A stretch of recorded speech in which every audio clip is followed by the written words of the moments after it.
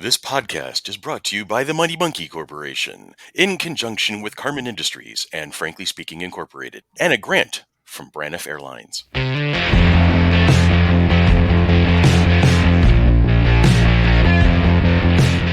From Rochester, New York, where it is so cold your dog is going to have its pee freeze on him before it even hits the ground, this is FC3's Monkey Business, your one-stop shop for everything geeky, and everything can be geeky if you love it enough. Starring Tanya Metris, starring Billy DeTore, starring Dan Carmen, and also starring your host, that would be me, and my name is Chris. Good morning, good afternoon, good evening, wherever you happen to be, and I hope you're having a great day. Hi, guys! Hi. Hi, Chris. I picked Braniff Airlines because it's like bankrupt and out of out of funding, and it's been collapsed. I think it's been like 30 years now. Oh, jeez. Yeah, I'm like, what? So sponsorship of this podcast is the start of their comeback? That is. There you go. That's the way to look at it right there. How is everybody doing? I'm home. Dan is unfortunately some assembly required. Oh, come on. No, we talked about it last week. We were laughing about it. Now it's not funny anymore. Come on. Well, it goes along with what my coworkers gave me, a big giant box of Legos. So that's fantastic. Yeah, that's awesome. They gave him the Harry Potter castle. Mm. The big Hogwarts castle. Like, whoa. Wow. 6,000 plus pieces. Yep. These people know my brother. That's all there is to it. That's awesome. I know. Yeah. Is bag one done? Is what? Is bag one done? Yeah.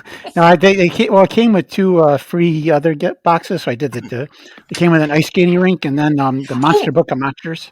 Oh, yeah. So I did the ice skating rink yesterday. I'm going to do the Monster Book of Monsters today. Mm-hmm. And tomorrow I'm going to start the big giant box. Whoa. Dun, dun, dun. Now, there's still easier ways to get Legos and Snickerdoodle, so you could have just asked. But the Snickerdoodles are really good. That's funny. That is funny. Have you seen the new Oreos that are out? No. Which new ones? The Lady Gaga ones? No. Lady Gaga Oreos? Yes. Okay, do tell. They've got Liz Pritchard. Yes, I say Liz did that. Yeah, but I had seen it before Liz had shown it. That there were new Legos, Oreos. I don't know. You could make an Oreo out of a Lego. Yeah, who knows? Make a Lego out of an Oreo, I suppose. Yeah. Let's see. Lady Gaga. Yeah, some of her sayings on there or something, and there is some limited. They're limited edition, and some of them are like signed. Signed. Or something like that. I am right there with you, Bill. The packaging for the Lady Gaga Oreos is inspired by the singer's Chromatica album. Okay. Yeah. Wow. Target, they're $3.79. So it's like, I don't know, images. The package is like pink and Lady Gaga's in gray, and then it's got like a slash through the front showing that they're like golden Oreos but with a green filling. Interesting. Yeah. Huh. I'm not sure, but Dan, of all the multiverse of various flavors, what's your favorite Oreo? Just the standard one, or double stuff, or whatever. Mm-hmm. Although the chocolate ones are good. Chocolate, yeah. The fudge covered? Oh, the fudge covered ones are just evil. Oh yes, they are. I love the fudge covered Oreos. Oh yeah. I have killed off a few of those over the years. Yes. How about you, Billy? Fudge-covered Oreos are the best, but I have a question as long as we're talking sweet stuff. The other day, I tried the cookies and cream Twix bars. Ooh. I thought maybe it was you, Dan, or someone I know posted about them, mentioned how awesome they were. I was completely underwhelmed. Really? By them. I'd rather have just the plain old caramel and chocolate. Me too. That's fair. Oreo. I love the peanut butter Twix ones are good. I'm anti-peanut butter, though, so. Oh, okay. You're anti-peanut butter? I can't stand peanut butter. Is he related to Scott? I know, seriously. That's fine. It's more for me and Dan. That's fine. That's right. I like peanut butter. A little more for Dan, Tanya, and I. Although, Dan, it was you that recommended the sugar cookie M&Ms. Yes. I think at one point, and I did find those at Wegmans, a little bag, and those were delicious. Sugar They're- cookie they're- M&Ms. They were better than I thought they were going to be, because I thought, it's like, how can they make that work? But it actually wasn't bad. It was So, crunchy and had a little cookie in there, and Mhm. I also did not enjoy know the pretzel M&Ms. oh yeah, those are always good. The sweet, Yeah. the sweet and the salty. I mean, can't go I wrong like with the that. caramel ones. Yeah, See, this works because this is where I start talking about segues, right? Because today, the long segment, we're gonna, because with the Super Bowl coming up, or Superb Owl, however the hell people are gonna try to correct me to say it these days, whatever. We're gonna be talking about Super Bowl traditions and our favorite snacks. So the things we would share with a multitude of people, but we can't. So we're going to share them with you on our podcast today, in our own little way, so we can have our kind of. We're going to celebrate the Super Bowl together, but apart. It's good. Talking snacks. Yeah. So I mean, because I know this. It's and I'll mention this during the long segment, but my favorite Super Bowl or big party snack is actually something Tanya makes. So. We'll go from there. But moving on, before I make a mess. Mess? You make a mess? I make a mess. God, for a second there, I thought you said meth. Are you kidding me? I'd probably be a billionaire. But no, God. I make a mess. Yes. M-E-S-S. Breaking Bad, starring Tanya Metris. Oh no, I wouldn't even know how to start. So, I am not Well, you see. sciencey. So allegedly, it's Sudafed. You can start. Oh, I thought you didn't know how to start. She's off and running already, boy. More than I know. Jeez. Only because they check your ID to make sure that you don't buy too many packages of Sudafed when you're sick in the sinus stuff. Yeah.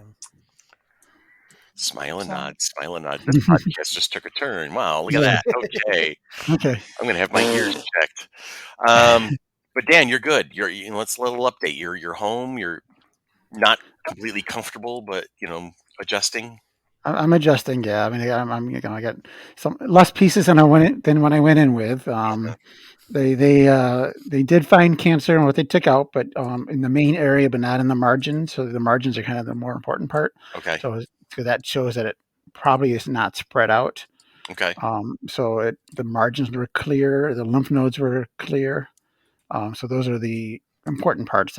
Yes, there was still cancer there, which is bad, but that's out. And as well, and the parts, it doesn't seem to have spread. That's good. Well, So- that's encouraging. So I remember when we were talking about it, you were going back and forth. You're like, geez, what if we go through all of this and I have this life-changing thing and it's for nothing? But you're satisfied that that's not the case. Yeah, I mean, the doctor was happy, and he kind of mentioned it too. He was like, he said, I'd feel bad. I know it's a risk, but it's a risk for going the right way, kind of thing. It's more of this is right. So it's yeah. All right. Well, hey, and speedy recovery as always. If you need anything at all, help with anything, you let me know, and then I'll tell Tanya, and she'll have Tyler come out and do it for you. Tyler? Boy, he needs to start learning, man. He's got to start getting some real life experience. Yeah, but that means like he has to go out of the house, and he's not leaving the house right now. I've got a firework collection that says otherwise. Yeah, well, Scare him the hell out. It'd be fine. no, my mom was saying that like, oh, if you guys wanted to come down to Florida over like spring break at the end of April, Mm-hmm. I said I have to quarantine for 10 days or whatever. I'm like, oh wait, no, I wouldn't, because I would have my COVID vaccine shots. I wouldn't. And she's like, I'm like, Tyler won't leave the house. She's like, I don't know, he might leave the house for that. I'm like, yeah, I don't know. Yeah. I don't think it's happening. But no, I have my first COVID vaccine on the Tuesday, which is the day before this gets released. So Nice. You gotta let us know how that goes. yes. Mhm. And I share the will. good juju. Yeah, I my had parents had theirs on Friday. Sorry.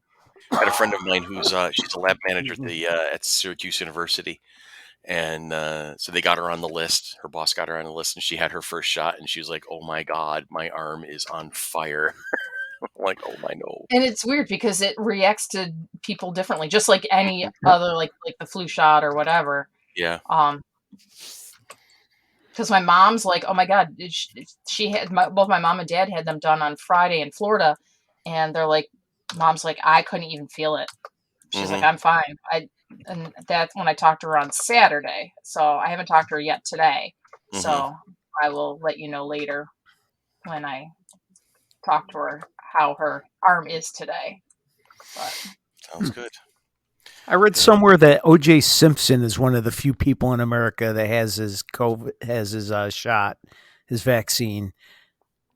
Really? Yeah. I think he OJ. lives in Florida. I'm not sure where he lives now, but I know Florida was. But somehow he managed to be one of the, 3% of people Jesus. to get the vaccine so far. I wonder how he became so essential. Yeah, exactly. Just because of his age. yeah, probably Yeah. because my parents are over 65, so they could sign up Mhm. and try to get the vaccine, but they were supposed to do it like on Tuesday of last week, but they didn't have any vaccines. They were supposed to do it the Tuesday before the inauguration, the 19th, but they got delayed, so they were able to get it this past Friday. So, but yeah, we'll see. I'll let you know how I am. Well, I maintain my status as I'm essential to City Hall, but I'm not essential to the CDC. Right. You're essential to us. Wow, that unfortunately does not get me in line for this thing. No. As much as I appreciate the affectionate feeling there, it's just not getting me on anybody's list at the moment. Well, I'm on a few people's shit list. I suppose that's something. It's a list. It's a list. I was gonna say, not currently. You're not currently on mine. So. Well, yay! Small miracles. You're never on mine. I appreciate that. And I'll never be on the COVID list. If I have to wait for an age restriction, I still got another 10 years, I think. So. And I'm the least essential person in America. Actually, you have an underlying medical condition. Yeah, I do. But I'm also inside, so. New York's so far behind and stuff right now, so. Yeah. Ain't that great? I tell you, you know what? Here's what we're going to do right now. We're going to go to break because I feel a political rant coming on. And I don't want to do that today. Not today. Not right now. Another time when you're not so tired. Right. Because this will get ugly. Well, before we go to break, then, yes. Before we get to our main topic, on a completely different note, can I not recommend a couple movies? Absolutely. That I've watched over this weekend has been very disappointing for me. We've got a sick cat. Aww. Who she's not feeling well. We noticed it Friday, took her to the vet, and $425 later. We're waiting for test results to see what's bothering her, and she's just not eating. And poor Dora, so I feel bad. She's very dehydrated. And then we've watched a couple movies that the new Denzel Washington, Jared Leto, who's that? Rami Malek, Every Little Thing, detective thriller, and just not good. Just very underwhelming, and it was, we were looking forward to it because all three very good actors and not good. HBO Max, and also on HBO Max, Lockdown with Anne Hathaway and I don't want to mispronounce it. Ejiofor. Oh, okay. I know. I forget his first name. Cheadle Ejiofor. Yeah. It's romantic comedy, quarantine romantic comedy heist movie where they wind up robbing Harrah's in London. And I wish there was more heist because it also very not as funny as I wanted it to be, not as exciting as I wanted it to be, not as romantic comedy as I wanted it to be. So both on HBO Max, both new and both getting a lot of buzz that I feel is not quite deserved. So Okay. And you said you had And a I third value one? your opinion. Go ahead, Tanya. You first. You had a third one too? no, Oh, those are. Oh, actually, though, Tiny, you may have turned me on to something that I'm going to go back and watch, even though it was something you saw at the theater back when we were allowed to go to theaters. Alita Battle Angel, I hadn't really had any interest in. Oh, I haven't And- seen it. Sean has. I did too. Okay. I saw it, and Okay. you know what? It was not an Oscar winner, but it was fun, and we had a great time. My son and I went to go see it. We just had a great time watching it. I was scrolling through, and I needed something fun after those clunkers and after Dora being sick, and that looks kind of fun. And Susan was upstairs, and this might not be something she likes. Let me give it a shot. And I watched the first 10 minutes and thought, I think Susan will like this. And I found it charming, and I could tell it was fun. So I paused it, and I'm going to go back to it today with Susan, hopefully. And cool. so now I'm looking forward to Alita Battle Angel. It turns out it has a really good cast, and James Cameron produced it, and Robert Rodriguez directed it, who I like his movies. And Which Rosa Salazar is Alita, and I think she does a fantastic job with That's the what the first 10 minutes I was really charmed by her. Mm-hmm. And Christoph Waltz, and this might be way better than I thought it was going to be. So I'm going to wait and watch it with Susan today, since there's no football. Yeah, not today at least. Yeah, next week. Well, this coming Sunday from this podcast, right? Yes. Yep. Yes. So on the any given Sunday that we're recording a podcast today, there is no football, but there is wrestling. Royal Rumble is tonight, so I'm looking forward to that.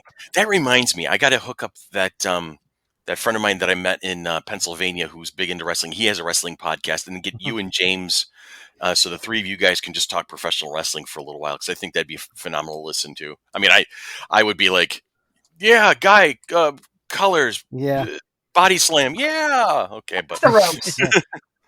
but get some experts on and let you guys hash it out for a little while. I think that'd be cool. That'd be fun. That's very cool.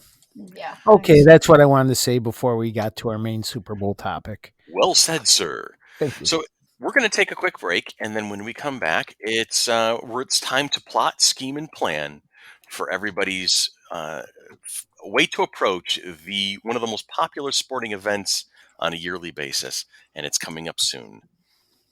And so are we.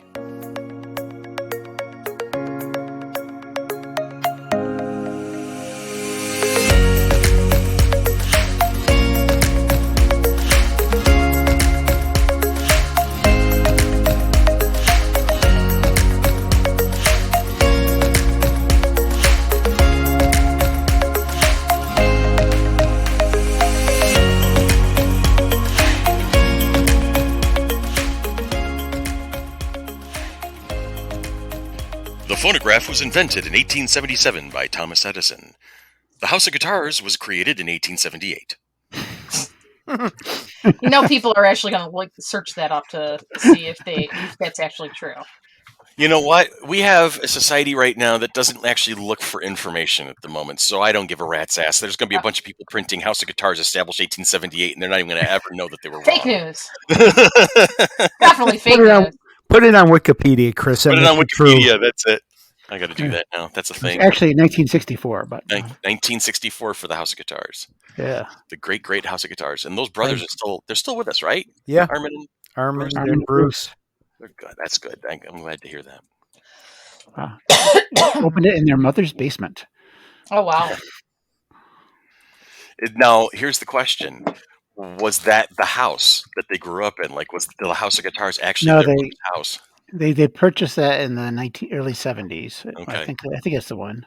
Purchased an historical building in Irondequoit that was formerly known as the Grange Hall, Okay. which was built in the early 1900s. Uh-huh. Yes, remains their current store to this day. That's phenomenal. I love it. So, yeah. I absolutely love it. That's phenomenal. Okay. I mean, we used to have that joke where, did you hear Me and Jake got tossed out of the house guitars. We were trying to straighten an aisle.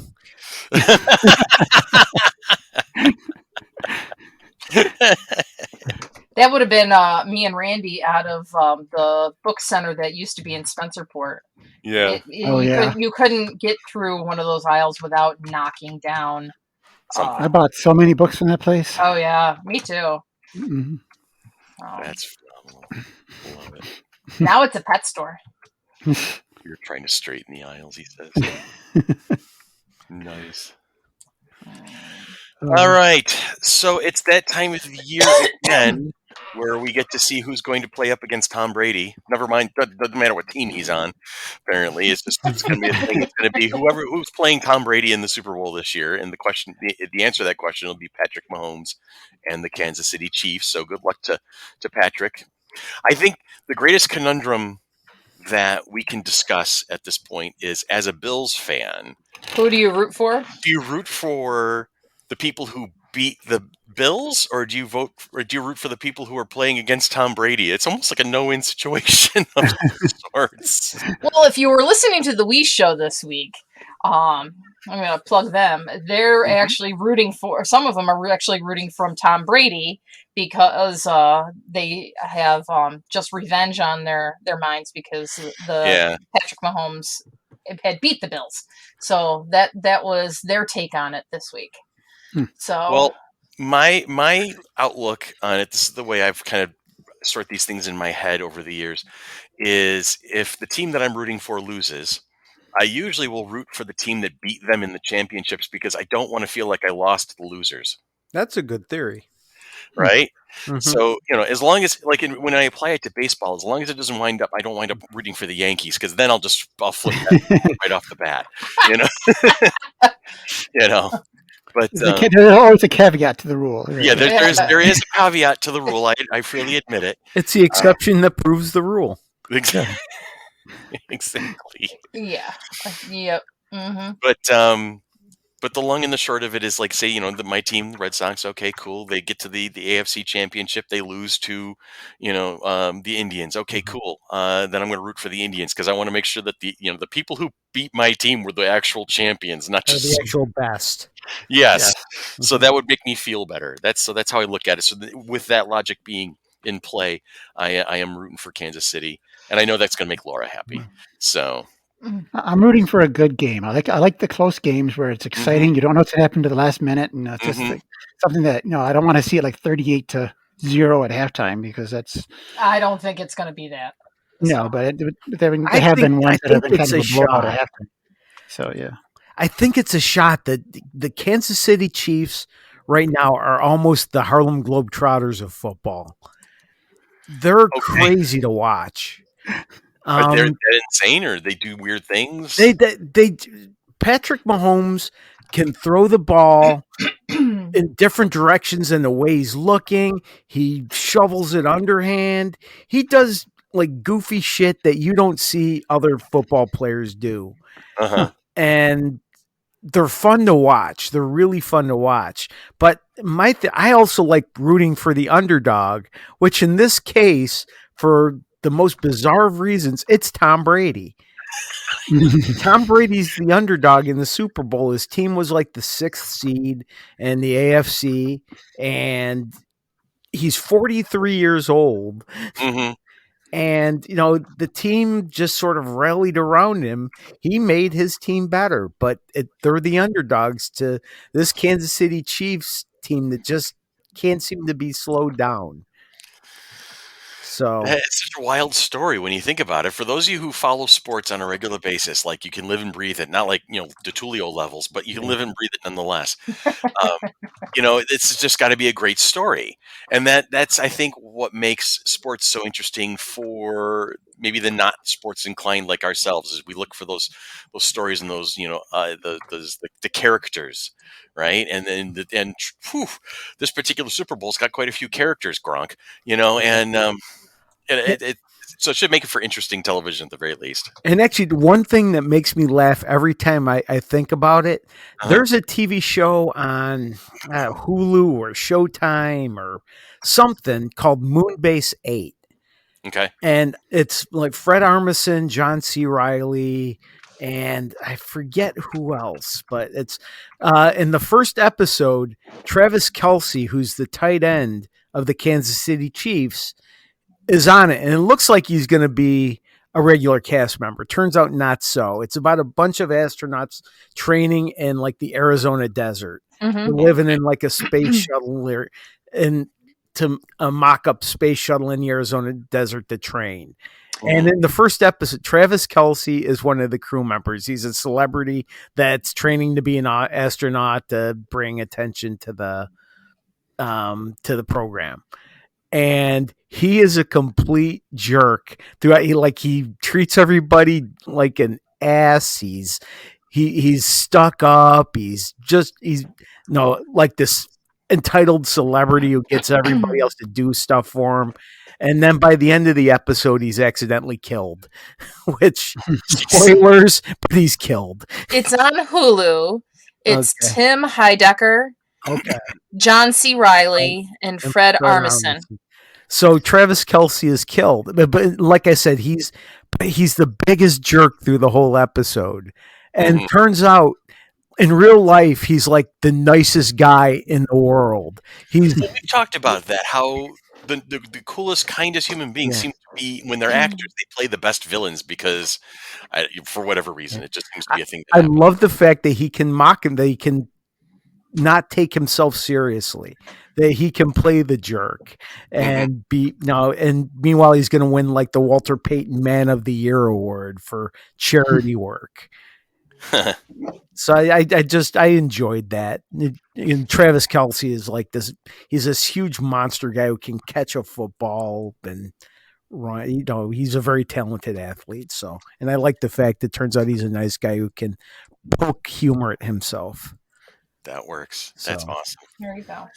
That's awesome. All right. So in Super Bowl Sundays in the past, I mean, this is going to be obviously a little different this year because of all the social distancing and whatnot. But everybody's used to the big Super Bowl party. We all get together. Everybody sends up on somebody's house.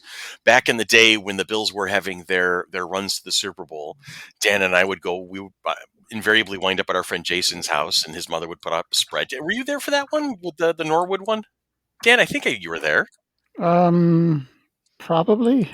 I seem to remember being there with you, and then Jason and his younger sister Jamie and Jason's mom over on Felix Street. The house is no longer there anymore.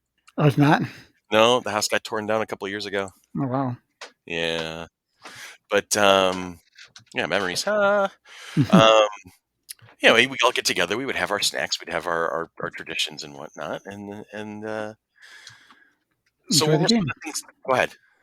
No, I was just saying, then we enjoy the game. So yeah. And then you enjoy the game, or watch the game. You may not enjoy the game.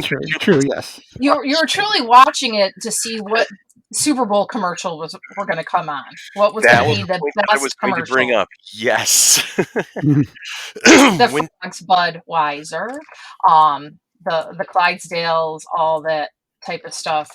That's what like for the longest time. That's what I'd watch the Super Bowl for. Or if I happen to have purchased a couple Super Bowl squares. Mm-hmm. How did that always work out for you? Not so well. Because you purchase them before all the numbers get put in. And so therefore you just randomly put your name down in squares and things like that. And then the numbers get pulled afterwards. So then you just got to hope not to get a 2 or a 5. Because those numbers rarely come up in football scores. Right. Ay, Madonna mia. Yeah. So what are some of the things you guys would do on a regular basis there, Billy? How about in your household? Well, it throughout the years, it's changed. I was never one to go to like big parties. I like watching the game, so I don't like being distracted by a million people not watching the game. Fair. Just talking and hanging out, which is completely obviously normal. It's an excellent reason to get together and have fun. But I guess I'm not very fun. I watched it with my parents and my sister. Then when I moved, I had a couple friends over to watch various games, but because they wanted to watch the games. It's sort of like, going over to Tulio's house for Championship Sun, which is sort of a combination. There were different areas of people, but I hung out with the group of like sports people that liked watching the game. So I've never been one to like hang out in big groups for Super Bowl parties. Gotcha. I always have like pizza and wings and stuff. Whether it's with whether it was with like my parents and sister, or there were a couple years where I just lived alone and would order a pizza and wings and eat by myself and watch football. Or and Susan doesn't really care about it. She may be interested in the commercials or the halftime show or whatever, but she doesn't really care about football. Although she may have if the Bills had won, because she likes watching me root for the Bills. Now, why is it pizza and wings being like the typical traditional Super Bowl or football staple? Well, it's party food. Honestly, I mean, I think that's about it. I think it's the easiest thing that you can have delivered to you and put on plates. Like Chinese food doesn't seem like Super Bowl food, right? Going to the little paper containers and getting a couple spoonfuls of mugu gai pan or whatever. Hey, Christopher. I didn't say it. I did not say grogu gai pan. I didn't even think of that. But you were thinking it. I know you were. I did not say that. You evil geniuses. I got a couple cats fighting. Daniel, Oliver, stop it. Yeah, so I was just curious because pizza seems to be the staple when we've had Super Bowl gatherings here or gone to them. And when I've ordered we typically order from Mark's. Right. They're like, due to the high number of calls, pizza is going to be delayed, blah, blah, blah, blah, blah, for the Super Bowl. And I think they turned their online ordering system off and just take the phone calls because they can't keep up with everything that's coming in online. Actually, I have it. Yeah. It's because everybody likes pizza. Yeah, I mean, think about it. Whenever you're having people over, pizza. When you're having a birthday party, make sure to order the pizza. When what's going on, pizza. It's like a go-to thing. It's on our mindset, right? So it just becomes that staple that you lean on it because it's easy to. And it's delicious too. And it is. Well, depending on where you get it from. There's been some pizzas I've had lately that have been really subpar, but.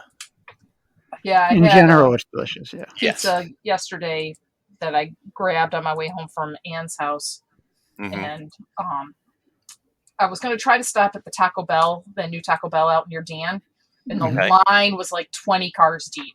So I'm like, still that long of a line? Jeez. Yeah, I'm like, it's almost like Taco Bell has been bought by the same people who run Chick-fil-A.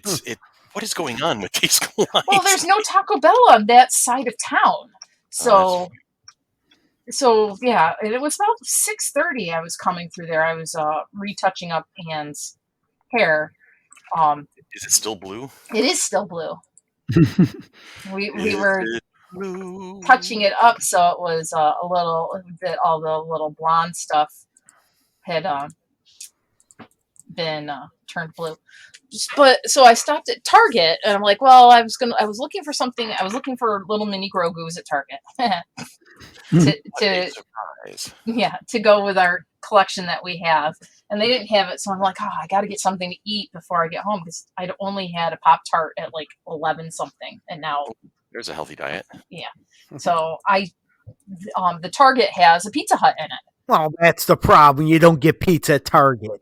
Well, they had one of those. Those people don't even have to pass the strict hiring policies of Pizza Hut. I know, and it was a little gooey in the middle and a little soft. I did eat it because I was hungry on my way home, but I was paying the price for it later. It was not the best tasting thing. I haven't had Pizza Hut pizza in so long. I mean, you used to get it all the time. Yeah. Well, is there any? Go ahead. Is there any Pizza Hut still open? Yeah, there's the one on the corner of Denise and Dewey. Oh, really? Is that one still open? I didn't know that. Yeah. Because the closest one across the street from me, the one around the corner from you, Chris. Right, the delivery. Yeah. No, we are podcasting. Hi, Randy. Yes, I am warcrafting and podcasting. I'm playing Minecraft. We're talking about Super Bowl food and pizza and things like that. This is something I don't necessarily have to look up a lot of stuff for. I can multitask on this one. Yeah. Go away! He's worse than the kids. No, at least when you ask him to stop, he stops more often than not. Unlike your Yeah, son, well. just keep going because he thinks he's funny. Yeah, well, they do think they're funny. But yeah, Pizza Hut you had to have like a certain constitution for because it was highly greasy. It was so good, but when you were younger, you get used to it, and then you built up a tolerance for it. Mm-hmm. Right.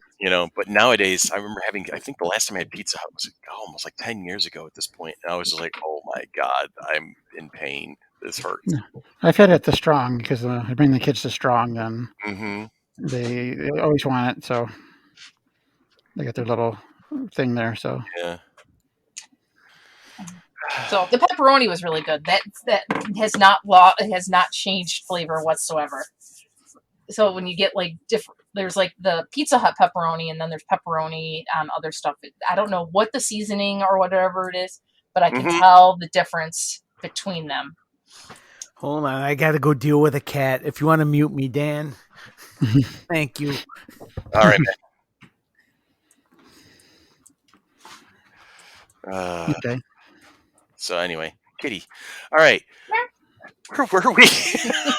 We were talking pizza. about the pizza in regards and to wings. pizza and wings. Pizza. Okay. But yeah, that's like I was saying before. It's pizza and wings is kind of like the American consciousness right there. It's like, oh, is there an occasion? Is there people coming over? Pizza. Mhm. No, that's just a given thing to answer that question in a very lengthy fashion. Yeah, Okay, I'm back. Is everything better? Yay. Yeah, we had a cat that Oliver was insisting on going upstairs and banging on the door. So I see. So I didn't want him to distract. I don't know if you guys could hear it, but it was driving me crazy. No, I could not. Okay.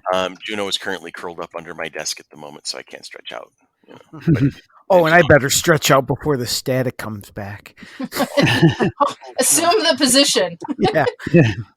Hang on, baby. Uh-oh. All right, I have to take a moment here because Juno got herself tied up in my cable wire. Hang on. No, don't move. You're gonna pull it out. Okay, I'll be right back. Hey, you guys talk about Wow, this is the weirdest podcast. I think we're okay with it. Oh, this is hilarious.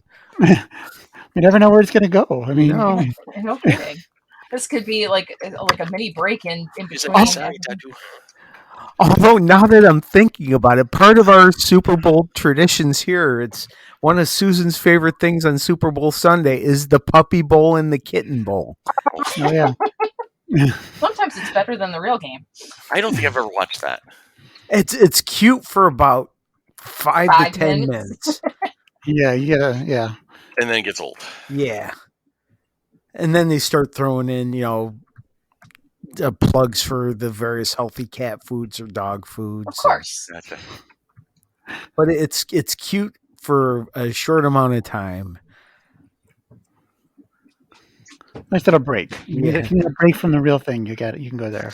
There you go. And that usually goes on before the game, correct? Yeah, a couple hours before the game. I think they start running it like at 2 or something. Then they re-showed a couple times before the actual game. They usually starts around 6. So. Stop. Now I take it you three, if Chris is back, you guys aren't huge football fans, but do you still make it a thing to watch the Super Bowl, or is it? I do usually. I usually go from my friend Andy's house usually and watch it with them. The last couple of years, it's landed on a gaming Sunday for us. This year, it's not on a gaming Sunday. It's on our opposite Sunday. So, I don't know. Probably watch it. I mean, when we've been gaming, we've had our phones down, so we at least had our phones popped up where we could keep track of the score. But if it's not one of the teams if it's not the Niners or the Bills or like Oakland, like for Scott, or the Patriots for Doug, we're just like, it's another game. So we don't necessarily have any vested interest in it. So I don't know. I'm going to be honest. I don't think I've actually thoroughly watched a Super Bowl except for maybe like the fourth quarter in several years. I'll get into the end just to see how it's finishing, see what's going on, see who's winning. That's about it. Even if I'm at the party, I'm typically not truly paying attention to it. I'm talking to people. I'm doing things. In recent years, it's been sitting around playing on the computer while hearing about the Super Bowl. Oh yeah, this happened. Okay, cool. That's about it. But it's not my typical thing. But I will go and partake and participate just to, I don't know. Usually for the social. For me, it's just about the social. It's definitely about the social and the food. The food, which was one of the main reasons we're going to bring this conversation up today. Yes. 44 minutes in, and let's talk about food. Well, we did talk about pizza. Well, we did talk about pizza and wings. Yeah. Pizza and wings are a tradition. Mm-hmm. And I am guessing that Chris was going to mention something that I make quite often for parties and Super Bowls. Buffalo chicken wing dip. It's insane. It's like cocaine in with sour cream. It's my meth. Like that. It's amazing. Yes. Would you say chicken wing dip, Chris? Yes. Okay. Buffalo chicken wing dip. And I think it's like a kit, isn't it? It's like paint. It's like just kind of just put it together. It's layered. You get all the ingredients. You start with 8 ounces of cream cheese that I put spread in like an 8x8 baking pan. And then on top of that, I have mixed in chunks of chicken breast and Frank's Red Hot. I've mixed together in a bowl. And then I spread that on top. And then I now spread some ranch dressing on top of that. Ranch or blue cheese? No, blue cheese. I use blue cheese. I was thinking because I'm doing this off the top of my head because I don't have it written down. It was written down because Nene brought it home with Moko. One of the culinary teachers would make it or whatever. So she actually had a half a cup of this, whatever. I'm like, I don't do that. I mix things together.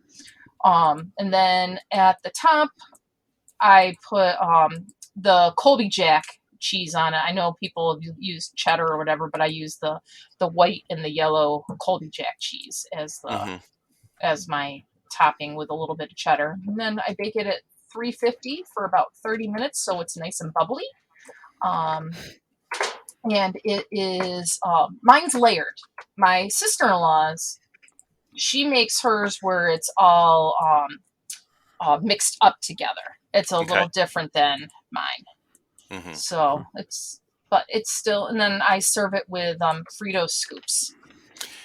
And I think it's the saltiness of that makes it just that's the win for me right there. I'm done. It's okay. I'll come over. You make some now? I make some. Okay. So I have to make some for today? That would be spectacular, but not necessary. Okay. That'd be funny though. I have to see what I have upstairs because usually we have the majority of the ingredients currently in the house because that's like our go-to snack thing. Like I was actually going to make it last week for the game, but then I'm like, the game's not until like 6:40. I'm like, if it had been like a 3:00 game, I definitely would have made it. But I'm like, I am not going to want the snacks at that late at night. Right. So I did not do that. Things that we do for snacks. How about snacks. You, Dan? Is there like a signature thing that you have to have at Super Bowl time other than pizza that just this is like a Super Bowl party? No, not so much. It's just pizza's it for me. Not anything in particular. Sometimes I'm curious what the different things people bring and everything, but you go to the parties, so it's just nice to try different things that you might not otherwise try. But nothing that I have to have. Me being the diehard football fan that I am, Yeah. The one thing I miss, I remember back before the Super Bowl halftime show was a thing. I mean, they still had like marching bands or Carol Channing or something, but other networks used to cross program against the halftime show. So you could switch over and watch. Do you remember In Living Color did an episode during the halftime show? The Simpsons did one where Fox made you switch the channel from whatever network the Super Bowl was on to see Paul McCartney on The Simpsons, or the WWE had a match live on the USA Network. I'd forgotten about stuff like that. Yeah. So I miss stuff like that. Now this year the halftime show is a guy called The Weeknd, who doesn't even have the E or the last E in weekend. It's WEEKND. I know. I'm just like, who? What? Well, think of, come on, we grew up with Led Zeppelin, and is that exactly spelled correctly? Or Def Leppard, for instance. Yeah, but they were famous. Well, I guess he's famous too. This is how far we've fallen. He's famous. We just didn't know it. Yeah, exactly. I keep confusing him with The Situation from Jersey Shore. Oh, that's funny. That's funny. Actually, he's got like that. The Weeknd's got that really big hit, "Blinding Lights." Everybody's been talking about lately, and I actually like that song. I've listened to it on loop a few times. It's a pretty good tune. So, it'd be interesting to see if he has a song other than "Bright Lights," or "Blinding Lights," or whatever the name. I think the inauguration had a bigger halftime show than the Super Bowl. Lady Gaga and Katy Perry and oh my God, J-Lo. that is funny. J-Lo. Inauguration had a better halftime show. Wow. Boy, the connotations of that. I'm going to play with that one for a little while. The first one was in 1967. University of Arizona Symphonic Marching Band. I know Up With People did it for a bunch of years in Up With People, 70s or 80s. Let's see. A lot of marching bands back then. Yeah, well, that's the thing. On any given Saturday, it's college football, and they would break out the marching bands to entertain the crowd. Elliot, it's time to go watch the football game. This is true. One year they had an Elvis impersonator who I think did magic. That's phenomenal when you think about it. Oh my God. That's amazing. Up With People was 1976. Okay. I'm trying to remember Elvis Kazam or something like that. Not Lainey Kazan, but No. Elvis Kazan. Shazam? Elvis Presto, that's what it was. Elvis Elvis Presto doing magic at the Super Bowl halftime show. When was that? I don't remember, but I know I saw it once. It made me laugh. I think it was part of a whole other thing, but I know Elvis Presto is part of it, or something like that. Oh yeah, there is 1989. Elvis Presto with the South Florida area dancers and performers. That's amazing. That must have been just before they started getting bigger acts. I think Michael Jackson may have been one of the first. That was probably one of the defining moments when they got him to do the show. 1991, New Kids on the Block. Okay. Oh, but actually, here's a piece of trivia about that one, and Dan's probably looking at it. That was during the Gulf War, and right after the Gulf War started, or just before. So the actual halftime, they went to news reports about that and taped the halftime show to show after the game. Oh, wow. Yeah, here we go. The airing of this halftime show was delayed until after the conclusion of the game due to ABC coverage of Operation Desert Storm. Wow, you're an amazing font of information here. Yeah, but I've been taken over by the internet. I'm way less needed for my information now that. No, but I would have never thought to look for it though if you didn't bring it up though. I mean, even though it's there, I didn't even think of looking at it. I used to have my brother, actually, Weez used to call me for pieces of trivia. Oh, he still references you. I listen to him in the morning, and he's like, God, I wish Billy was here. Yeah. Why do I need this information? Yeah, that's like 91 is when they started with a bigger musical act. 91 was New Kids on the Block. 92 was Gloria Estefan. Okay. And then 93 was Michael Jackson. Hmm. And they went country in 94 with Clint Black, Tanya Tucker, Travis Tritt, and the Judds. That's something I'm surprised they don't do more country because it just seems to fit with like football fans to me, or most football fans. You'd think they'd enjoy a big country spectacle. Yeah. And that's right. 97, they had the Blues Brothers. Yeah, I was Fantastic. Dan Aykroyd, John Goodman, and James Belushi. ZZ Top, James Brown.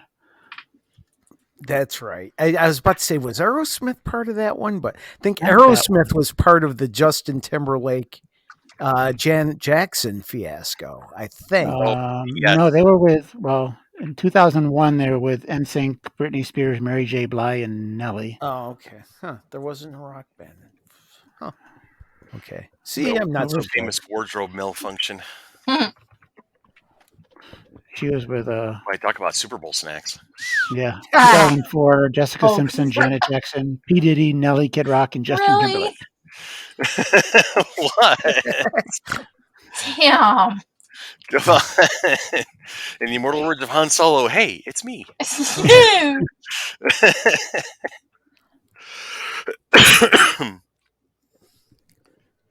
Man. All right. So now, do we have plans for this Super Bowl? I mean, right now, I don't have. Can't go to a party. Yeah, just watching it at home. Yeah, I might be watching it at home. I might just probably. I'll probably be playing Minecraft, or not Minecraft, World of Warcraft. Well, I don't game's know. Not on until the evening hours, right? Yeah, I think kickoff is like 6:30ish. 6:00. Yeah. So I'll be doing the Dungeon Master role for my kids' game. That'll be noon to 4. And then everybody will head home and whatnot. I'll probably hang out with Ian for a little bit before he heads back to his mother's house. And then that'll be that then, I guess. I'll probably just find something to do at that point. Maybe. Yeah. Oh, you know what? Is the game on Fox or CBS? I can't remember. That's a good question. I'm not sure. Oh, hold on. Let me look up my NFL mobile app. You guys will probably find it before I do. Is there something you would watch on a different channel? CBS. Well, what's that? CBS. Okay.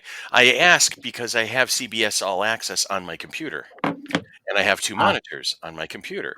So it's very likely that I could be have the game on in the background while I am doing something else like playing Minecraft or Star Wars Old Republic or something like that. Yeah. So that's the entire reason I ask is, can I watch it or not? If you'd said Fox, I've been like, I guess I'm not watching it. It's something I'll have on, but I won't be sitting there staring at it type of thing. Right. That's watching it'll it, but not background noise. Yeah, I mean, I'll watch it, but I won't. I don't know. See how good the game is. See, it's right. There's 2 of the major. I really love baseball, and I really like watching football. So I actually watch it, and I'm still trying to decide whether I want to watch or who I want to root for, the fun team or the underdog with the 43-year-old quarterback. Yeah, the conundrum of it all. Oh, it's fine. I don't know if you guys see these commercials because you may not come across them. The Jake from Allstate ad, or Jake from State Farm with Patrick Mahomes, the Casey quarterback, and Aaron Rodgers, the Packers quarterback. And for some reason, I root against the Packers because Aaron Rodgers is a dick in those commercials. Whereas Patrick Mahomes is kind of goofy but nice. Yes, that's funny. That's funny. That's good TV right there. Yeah. I love it. Ay, Madonna Mia. What are we doing to ourselves these days? I don't know. I smiling out a lot. It's really what gets me through my day. So pizza, chicken wings, chicken wing dip. I haven't made a good pot of chili in a while. I might, that's. Actually, I may request that from Susan now that you mentioned that. She makes good chili. Chili is good. And actually, one thing I mentioned earlier, and I forget if it was, I think it was on the podcast, the Royal Rumble is tonight. And that is when I actually used to have people over. Like my brother and a couple other wrestling fans would sit in our house and like that to me, that was more fun to have people over, like wrestling fans, to watch the Royal Rumble, which is probably the second best pay-per-view after WrestleMania. Now, what makes it so good? The main event is the Royal Rumble match, which it's a little convoluted to explain. It starts out with two people in the ring, and then every 2 minutes, someone else joins the match. And eventually, there's 30 contestants in the Royal Rumble, but the idea is to throw the other. If someone gets thrown over the top rope, then they're out. Okay. So you could have anywhere from 2 people to, they like 15 people in there at a time. All trying to throw each other over the top rope, and there's always surprises, and people will team up, and exactly. But it's always size ring. What's that? Is it a standard size ring? Yeah. Wow. And it's always sort of fun to follow the storylines of who's teaming with who's feuding with who, what new feuds are going to start because someone threw someone else over the top rope. That's right, the soap opera part of it. Yeah, exactly. Yes. It's like my friend Paul used to call it. It's comedy, sudden, violent comedy. Yeah. And the winner gets a title match at WrestleMania. Well, that's the big prize right there, isn't it? Yes, it is. Oh, actually, there still is a wrestler. I can't think of his name now. He won the championship. Kofi Kingston, who would get thrown over, but somehow like land not on his feet, or like he would walk on his hands. Or like land on the guardrail and walk along the guardrail till he got to a point. Save himself on a technicality. Exactly. And it's always fun to see what stupid crap he would do to avoid getting eliminated. And eventually would be, but it was fun to watch him like walk on his hands or walk along the ring post or do something goofy. And like I said, there's always like surprise entrances and like people you haven't seen in years all of a sudden show up, and so it's like one of my favorite pay-per-views of the year. So that's what I'm watching tonight, and wish I could have my brother and my friend Murph and a couple other wrestling fans over. Paulie. Yeah. How's Paulie doing? He is so busy over his he owns a factory now. Right. He is the sauce guy. Yeah. And plus, he makes lots of, and I guess they, because of the way supplies aren't coming in, they've been like super, super busy, and he's been working like crazy and hasn't had much time to have much fun. So, but I hear he's really doing good, and he's super busy. So, very cool. And once again, because everything to me relates back to The Simpsons, it reminds me of the time Bart bought a factory for $1 at an auction, and he made just this like abandoned building, and he had Millhouse sweeping the floors. That's funny. That's hilarious. All right, so share with us what your traditions are. Let us know what if there's a particular snack you have to have at Super Bowl time. And we'll carry and make it for us. Yeah. And make it for us. Make it for us. Or at least share the recipe, so then Tanya will make it for you guys. There you go. Oh, okay. See, I'm easy enough to work. Opening up a bag of barbecue potato chips is. Mm-hmm. Chips and dip are always like just a good go-to snack. They're the hors d'oeuvres before the pizza and wings show up. Pretzels and cheese. My chicken wing dip. Now I want chili. Yeah, I don't want chili. I am chilly right now, but I don't want chili. No.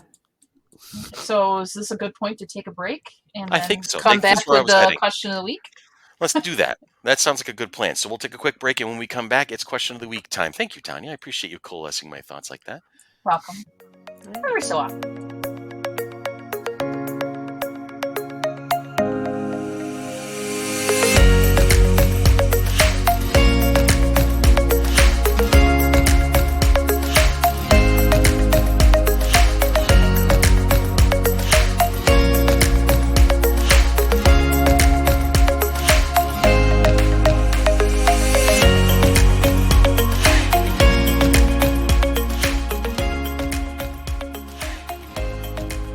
dog is a moron.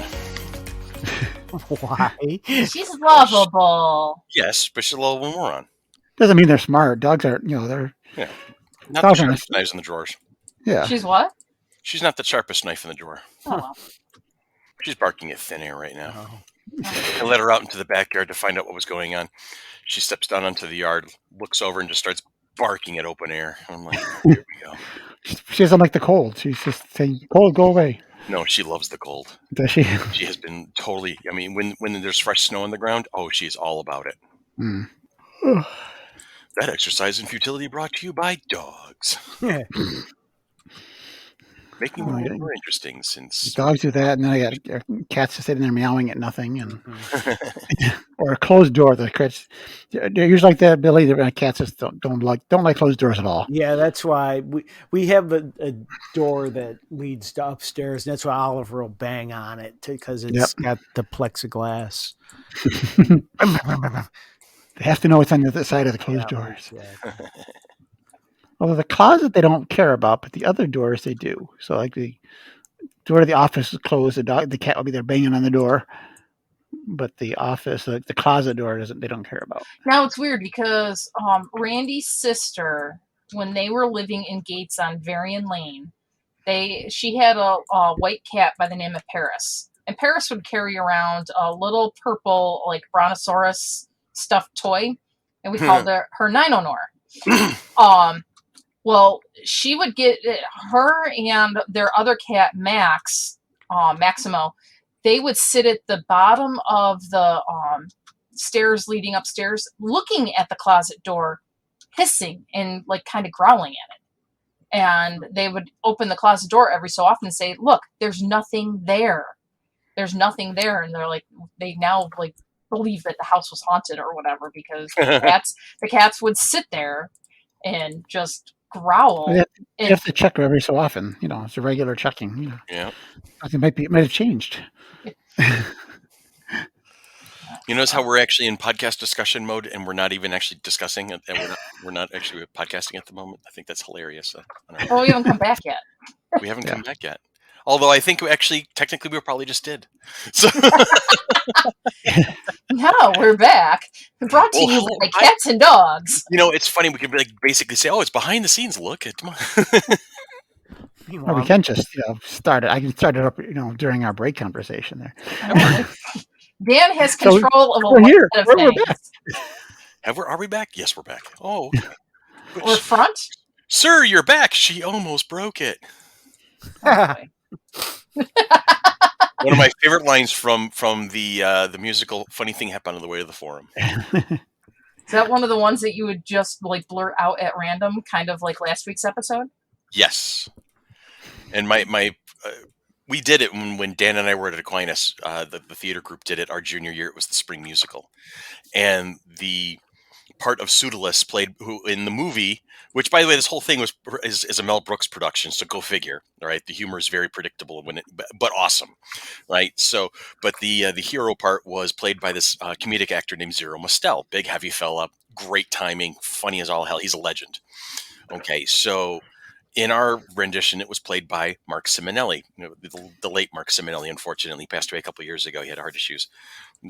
Not surprised because he was built like Zero Mostel. He was a big fella. Yeah. Yep. But his comic timing was amazing, and he had there's a lot of improv in this musical. Now, or a lot of organic kind of moments that happen in this particular musical. And at one point, and I can see it now, as John Schwab was playing the old man, and Wendy Hersey was the love interest that everybody was fighting over, and she sees John Schwab's character and he's dressed like the hero, and they're thinking, okay, so there's this big mistake and identity moment. She grabs him, dips him over, kisses him, and he's just delirious, and she goes running off, and Pseudolus comes running in. He goes, "Oh my God, sir, you're back!" She almost broke it. And they move on. Okay. Our buddy Brian, our co-director Brian, was in it, and I can't remember the name of his character, but it was funny. He was playing this old man, and in order to remove this curse from his daughter, he had to run around Rome 3 times or something like that. They basically just did something, and then at the weirdest, most random periods, here comes Brian shuffling across the stage, second time around. Wasn't it 7 times around? Wasn't it 7 times? Seven times around, yeah. So throughout the course of the musical, ever so often, Brian would just come shuffling across. That was his only part. He would just be like, second time, third time, fourth time around. I mean, it was just sheer chaos set in Rome to a very Mel Brooks kind of a feel. So there's that anecdote for you. Let's do a question of the week. That sounds like a good, jarring segue into a question of the week. Okay. God, I'm not right. But that's part of your charm, Chris. It really, I hope that's true. I really hope that's true. That's not right. Oh my gosh. Okay, since this is going to be Super Bowl 54, have we I done was question thinking 54 that. too? All right, let's do 54. I was thinking that, Billy. Nicely Oh, yeah. played. We'll do that. Mediocre minds think alike. Yeah, well.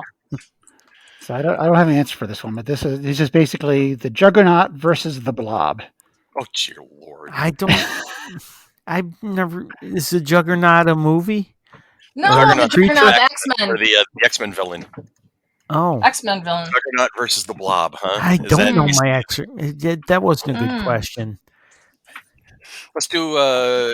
Choose a different number. That was bad. How many Super Bowls is this for Tom Brady? It's 10, so 54, 10, 64. Go 64. We've done 64. Have we done 64? Yeah. My stars. All right, then. Tom Brady's number 12. 12. Oh. Okay. If you could have your own reality TV show, what would it be? Oh, no. Aren't we already in it? I don't know if we have good answers, but that's a pretty good question. Okay, A behind the scenes reality look at the production of the FC3. I think that'd probably be interesting to see how to show people chaotic we are. on a daily basis to try and make that thing happen. Yeah. All the trials and tribulations we've gone through. Mm-hmm. It might be interesting actually to have people. That's a lot of our years here to make it happen like it has. I mean, Yeah, been quite a. arguments we've gotten into, and Which is how we started. I mean, we started, and not almost a lot of people we started with, not there. right. Mhm. Yeah, the original And- board was like 9 people, and then we were down to three Three. for a while, and then we've Then we built built up new people. 6. Yeah, so a lot of fluctuation on who we started with, the idea we started with. Mm-hmm. It's just the evolution of it was interesting. Yeah, that's I a good would word like for to see that. That's a great answer. The evolution and year to year putting together of it, including this past year, Oh my Oh, goodness. geez. where I don't even want to know what you guys have been going through to Huh. rearrange Wait. and We don't know what we have to go through. That's the problem right now. Is that even though we pushed out to September, we don't know what things are going to be like in September, which is going to be hard. Mhm. And negotiating with celebrities and what COVID things we have to take into account. Who knows what's going to be happening in September. Right. Hopefully some of this, the vaccine rollout is going to hopefully improve sometime this year, and maybe the majority of people can get it maybe by sometime in the summer, maybe, Mm-hmm. if we're lucky. Well, And then- even Fauci is even saying that if we can get this vaccine at least steady, maybe not just ramped up to the levels that the politicians are talking about, but at least just steady distribution, we could have some normalcy by the end of summer. Well, that's great because we're at the beginning of fall. That's our timing, Right? yeah. So that's kind of a nice feel to know that there's a possibility that we may be able to get this thing rolling. Yeah, I mean, it's possible. I've heard in West Virginia, I saw the articles. They've done really great on vaccine rollout. Why can't every state, why should it be as difficult as people are making it? But That's a political discussion for another Yeah. day. I got into that argument with a couple of people the other day, and my opinion on that. yeah, but anyways, yeah, FC3, it's been it's a Yeah, challenge that'd be because our we don't know reality what we're we don't know what we're going to do in the fall as far as what we have to do. Masks, social distancing. What are we going to have to do in that point? So, but I have seen some small conventions being put on. Mm-hmm. I think one was in New York still. This one, There like a was one one day, in or New Jersey, I think. New Jersey. Maybe it's Yeah. New Jersey, but it's like a 1 day one, and they, Damn it. they limited the people in, and it wasn't big, but it was Mhm. they did something. So that's a sign. Sign of life is good. Right. We're So going in the right direction. yeah. And we have a big enough place right now where we can get some distancing in there, but obviously, if we have to do what today's restrictions, we're not going to be able to get the people in we need to make the show a success. Hmm. So hopefully things will be a little more relaxed by then, and even if there's still masks, but if you don't have to force the distancing part, you can Do a mask contest. yeah. Who can make the most funnest mask? Well, the Mandalorians and the Stormtroopers have that one hands down. No. I've been thinking about this now since we've been talking about it. If we had been able to do the reality show thing, the episodes I would have loved the most would be anything showing us in that first meeting at Tanya and Randy's house. Mhm. The first time that we were in the studio to do the podcast, talking about how the heck we were going to, what are we going to do? How are we going to talk about this? Making our videos. Making the video. Yeah, that was on my list too. Those were fun. That day of doing flip flop at your house with the girls. Oh my God, we were laughing so much, especially when we started dressing Brian and Jason. Oh my God. And having the ideas flowing, and we were just laughing at that. Look up on YouTube for our videos, people. Yeah, seriously, we have a YouTube channel, folks, and all of our original videos and backlogs. There's a playlist of those for under our channel, the FC3 channel. Mm-hmm. But who we are is pretty much out there. Yes. I mean, take that comment as you see fit, but we are out there. Yes, we are. We are out there, but all of our stuff is out there as well. And when the day that we did the subway video, I mean, just and we can't go. That entrance doesn't exist anymore. We were laughing our asses off all the time. It was amazing. We had a lot of fun. We did. We really did. Mm-hmm. I know Subway Day was not exactly a thriller for Tanya. She had some. I had tummy issues. I feel bad. My tummy hurt that day. Yeah. And then of course, just to have somebody in the background while we were working out Enterprise. Mm-hmm. Over at Aquinas when we had the kids doing the that was just having them, all the kids that was all the kids amazing. And their energy and their enthusiasm, and we nailed it on the 6th take. Yeah. So there was just been so much fun, and we've laughed our asses off a lot. And, we've had our moments of frustration and anger and arguing and tears have been shed and blood's been shed and blood. Well, yeah, I fell down behind. Remember during the second FC3, I tripped and fell up the stairs, in my knee. Yeah, okay. I'm a water sign, so I have a tendency to cry a lot. Yes, she does. Yeah. But we love her anyway. I'm not sure how that happened, but we do. It's a thing. Well, that's nice to know.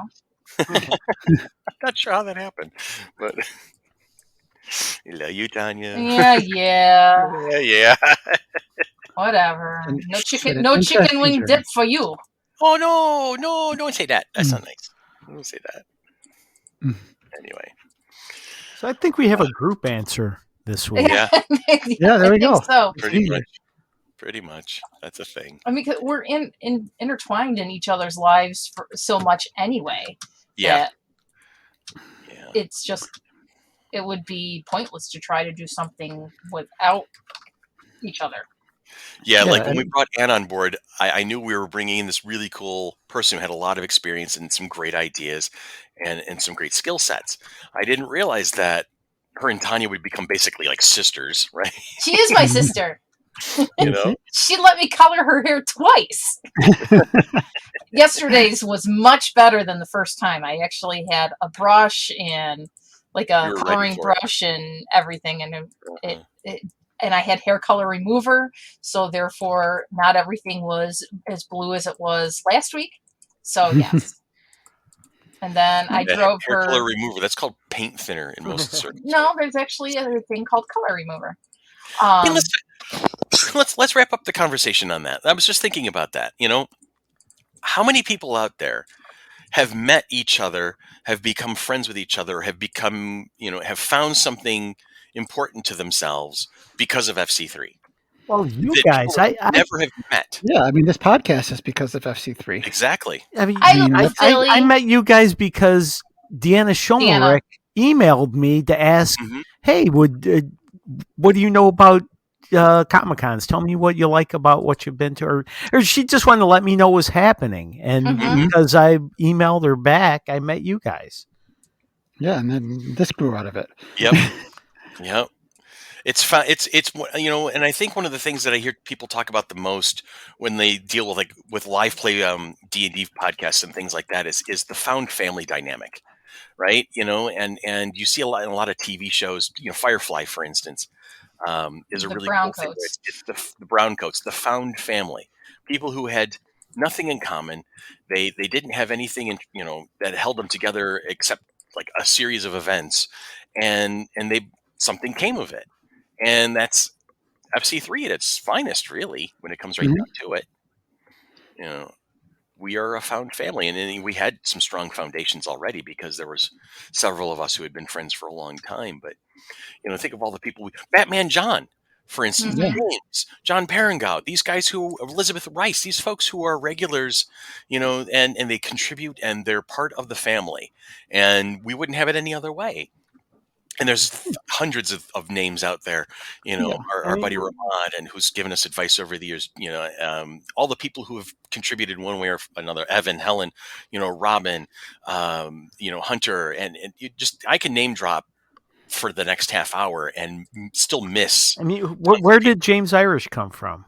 Did you guys know him beforehand, or We never met him. He was an FC3 fan. He came to FC3. He started coming to the trivia events, and he was talking to us on the Facebook, and we just started getting this conversation going. And I'm like, this guy's cool.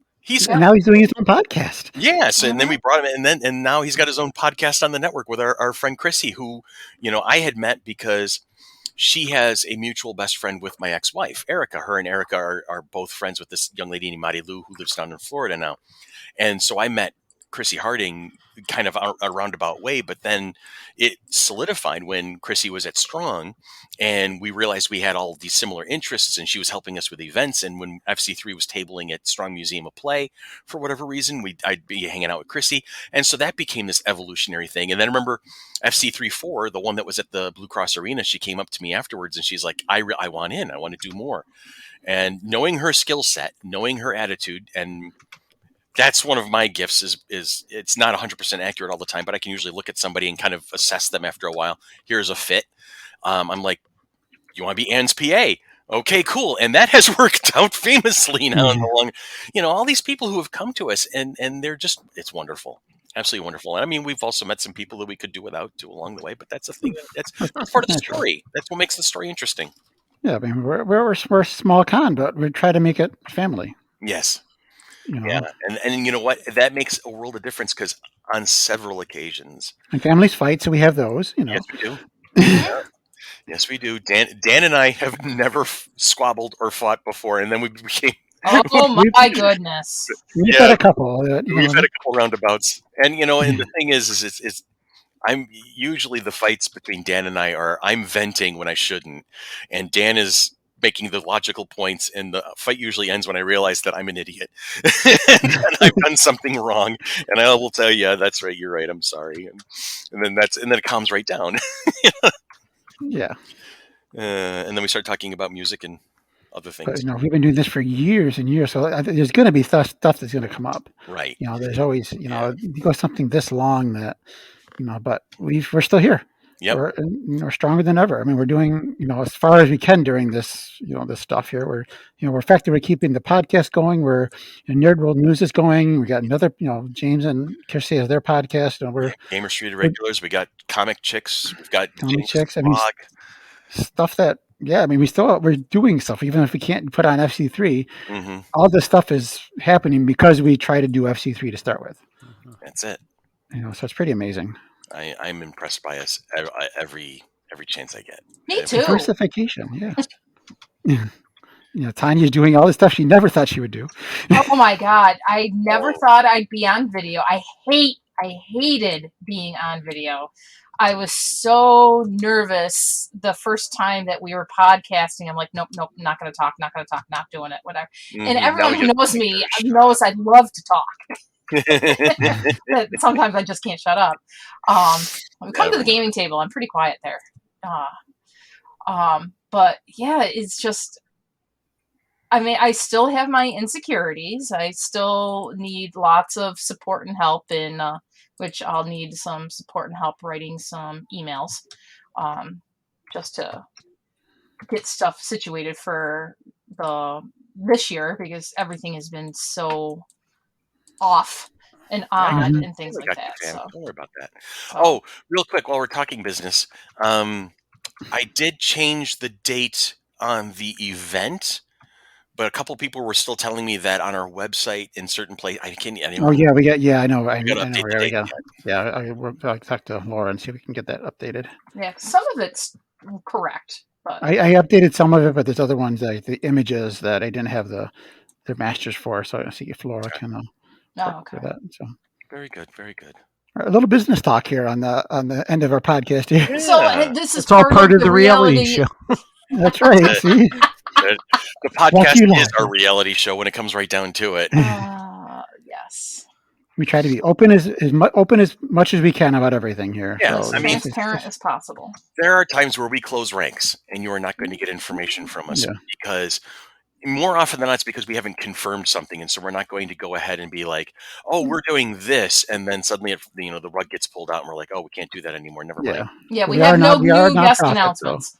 Yes. We are a nonprofit. So there's stuff we do have to have some open and transparency there and everything. But, obviously if we're still in the planning stages, we're not, nothing to report. As long as Mark Hamill's still confirmed. Okay, Christopher. I didn't say it this time. That wasn't me. I know, but that's why. But he's confirm right. He's a great guy. I can confirm he's a great guy. Yeah, he's on our dream team. He really is on our dream list. That would be amazing. Oh my God, that would be quite a twist of fate if that actually happened. On so many levels, that would be amazing. Yeah. Mm-hmm. Oh yeah. Well, now we know that he can show up somewhere and not even be there. We saw it on TV. Yeah, that's true. Little CGI, we can put him anywhere we want him. He was there. He was physically there. They changed him. His voice was there. Yeah, his voice is there, because from what I'm told, there was like a younger actor and they CGI'd his face on it. Yeah. If I remember, if that's the way it works. Yeah. Yes. So. But he was there as part of it, part of the production of it. Yeah. That's so cool. I can't wait to see the next season of Mandalorian. I know. I got overclimped. I get enthusiastic. That's another podcast entirely. I'm going to stop now because we've got enough, and we're going to go on for another hour if I go on that tangent. Really? I love my job. I really do. So next week, I love you guys. Things we get excited about. What's that? Next week, should it be things we get excited about? Probably. Probably. Although that could take some interesting turns. That's why Billy's visit Tanya'sFeet.com. Oh, come on! On that note, that is a perfect Joss Whedon throwback. I'm telling you, that's the full circle from last week. Oh, no, who did we say would have been? Quentin Tarantino would have been already on top of that podcast. God, because he's of his fetish with feet. Is that what James said? Yes, he would have been on board. But anyway, regardless of that, on that happy and pious note, my friends, my family, you guys that's a wrap. That's the wrap. So, hey, Dan. Hey, Chris. Hey, Dan. Hey, Chris. Hit it.